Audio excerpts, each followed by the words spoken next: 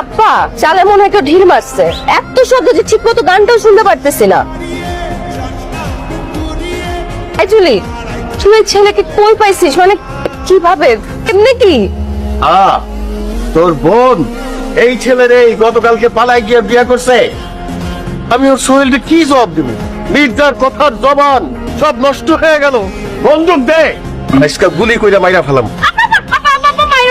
আব্বা আমি তো ওরে ভালোবাসি, তোমার কাছে না এই কথাটা কইতে সাহস পাই নাই। তুমি আমার বিয়ে ঠিক করে ফেলাইছো, তারপরও বলার সাহস পাই নাই।